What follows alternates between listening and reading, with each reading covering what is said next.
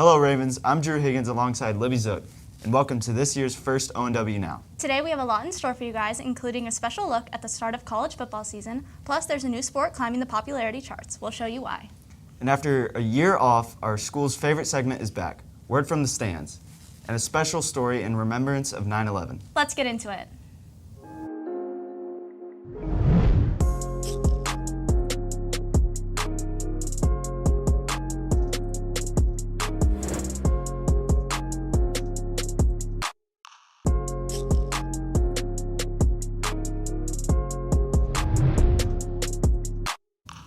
This Saturday is the 20th anniversary of tragic events that took place on 9/11. Jay Smith takes a look back at this day and what it means to ONW staff and students. As the 20th anniversary of the 9/11 attacks approaches, ONW staff and students reflect on the events that unfolded on that tragic day. I was in the break room and the TV was on, and then, everybody noticed that there was a plane crashed into the World Trade Center building. When I first saw it, I thought it was an accident.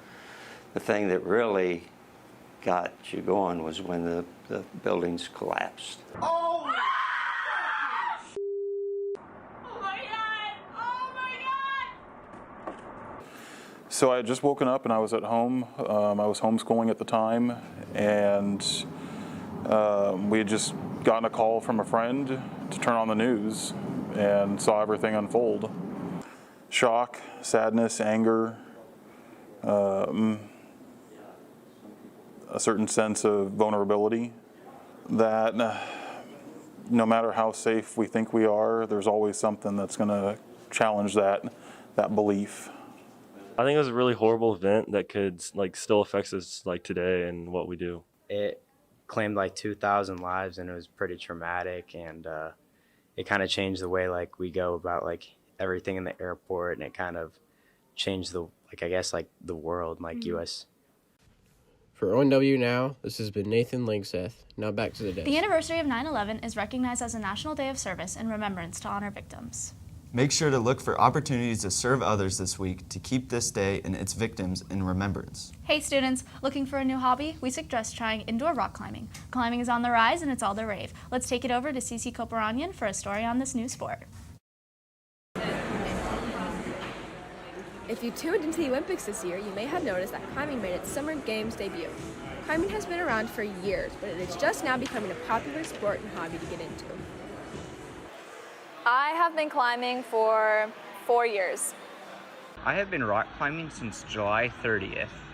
Climbing has always been a male-dominated sport. For our veteran climber Laurel McClellan, she can see the difference in how people treat her. Being a female climber is a different experience than a male climber, I feel, because just watching how other males interact is different, how coaches interact with me. Not always in a negative way, but it's different. Climbing can be something you treat professionally, like in the Olympics, or as a hobby, like Aiden Wiley. Part of me is excited that more people are getting into the sport and learning about it, and another part of me feels that a lot of people are not really understanding all of it when they're getting into it. They're only climbing once, and then they don't really see it as its true self. They don't see that it's an Olympic sport, that it is a competitive sport.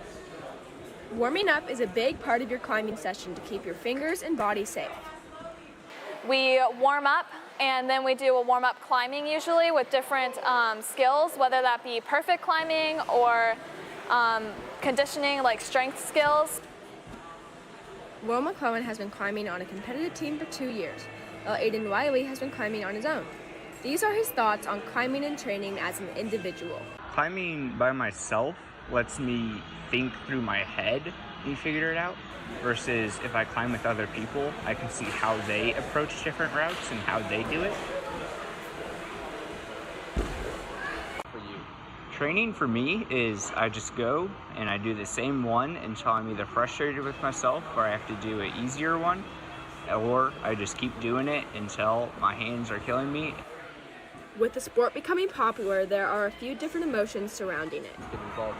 I think climbing as a hobby is welcome to all students, but it's a hobby and it might not be for everybody, but it also could be for everybody. For ONW Now, this has been Cece Koparanyan. Thanks for watching, Ravens. Now let's turn it over to game day. like West did last Friday. Hey Ravens, fall sports have officially started, and today we have a lot of sports to cover. Let's get right into it. The football team battled Olathe West in their opening game of the season. They started off slow, allowing West to score 2 touchdowns on back-to-back drives. But the Ravens kept fighting as a great run from Max Keller gave them their first score, bringing the game to 14-7. After halftime, the boys were still trailing by 7, but a touchdown from Manny Melendez tied up the game. The Owls bit back and scored once again. But the Ravens kept going with Manny scoring his second touchdown of the game. Heading into the fourth quarter, the boys were tied up 21-21. Playing his first game with ONW, Eric Butler runs it in, making it 28-21 Ravens. The defense had to make one more stop as senior Jackson Powell recovered the fumble. What a great opening game and an even greater student section. The Ravens face off against Olathe East Hawks Friday night at 7, and will look to go 2-0 in the season. The girls tennis team got off to a strong start at their season, going 16-2 overall against 3 Sunfire League opponents. The team started off the day with a 6-0 sweep of Shawnee Mission Northwest, including 8-0 victories by #1 doubles duo of Jenna Nicholas and Carly Shear, and #3 single player Leah Coker. The team followed that up with a 4-2 victory over Shawnee Mission South. #1 single player Cameron Medina won an 8-3 decision over a tough opponent. And #2 doubles team of Jocelyn Mattingly and Piper Privet overcame an early 1-4 deficit to win their match 8-5. The Ravens punctuated their night with a sweep of Olathe North, losing only 3 games across 6 matches, including solid 8-1 wins by #2 singles player Sammy Van Zante and #3 doubles duo of Anna Cipra and Maddie Anderson. The Lady Ravens look to build on their successful start with a home quad on Tuesday, September 14th. Over the weekend, the Raven cross-country team competed at the Manhattan Invitational in Warner. In the women's race, Elizabeth Jones placed 25th, Kate Schneider placed 8th, and Lydia McLaughlin placed 2nd as the runner-up with a time of 19 minutes and 26 seconds. In the men's race, Hudson Herdig placed 33rd, Jacob Norris placed 24th, and Jackson Cool placed 20th with a time of 17 minutes and 40 seconds. Congratulations to the team, and good luck tomorrow at ODAC. Next, we'd like to congratulate the girls golf team who won the Olathe City Cup this week. Claire Sullivan took first place by shooting a 79, Mackenzie Kelso took 3rd with an 82, followed by Avery Hirschman taking 7th with an 86, and Julie Beveridge placed 8th with an 89. The girls golf team has their next tournament on September 16th at Heritage Golf Course. Good luck, girls. The varsity soccer team faced off last Thursday against Park Hill South in their second game of the season. They started off strong with a goal by Dylan Naidu, giving them the 1-0 lead. They kept going strong with Jake Thomas and Noah Conover scoring, giving them the 3-0 lead and the shutout win against Park Hill South. Last Saturday, they went right back at it to face off against Ray Peck. Once again, we started off strong with Colin Gann scoring the 1-0 lead. Ray Peck bounced back, making it 1-1. Christian Martinez scored a PK, then making it 2-1. Ray Peck scored again, making it 2-2. Then Dylan Naidu and Talis 6 both scored, giving us the 4-2 lead. Great 4-3 team win over Ray Peck. Good luck to volleyball tonight and gymnastics on Saturday. Now to finish off game day, we are going to send it over to Cody Valdoff and Drew Higgins to get an inside look on their favorite college football teams. Welcome back, Northwest Ravens. I'm Cody Baldoff alongside Drew Higgins. And today we are giving you guys a featured story about different college football experiences.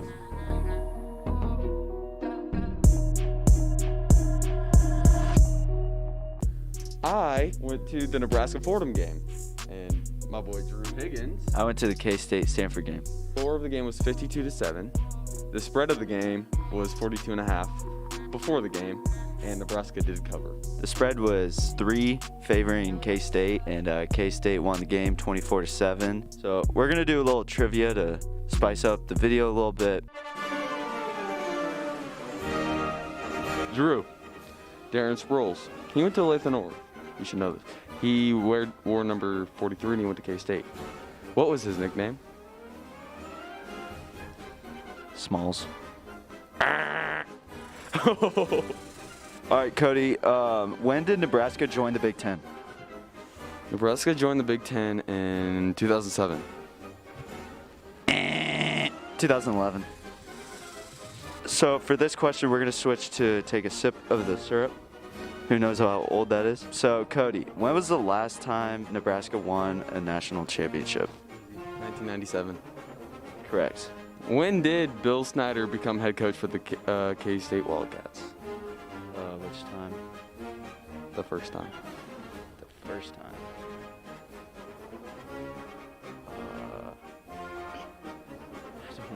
1977. 1988. You know what that means, Drew? Get to slurping. This is disgusting. Ew, bro. All right, watch closely.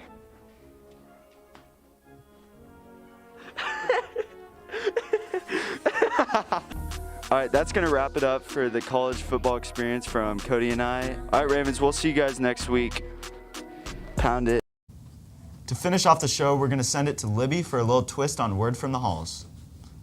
What's up, Ravens? We're here and we're doing a word from the game. Let's get into it.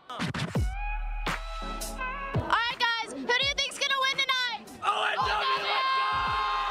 Who do you think's gonna win tonight? Northwest! What team does the football team play next week? East! Olathe East! What's right after the East game? A dance. The mixer. There you go. Let's go! What's the theme for next week's game? Neon. There you go. Yeah. Who's the defensive coordinator for the school? Clark. Is it Coach Clark? Coach Yeah, Clark. Who's the quarterback this year?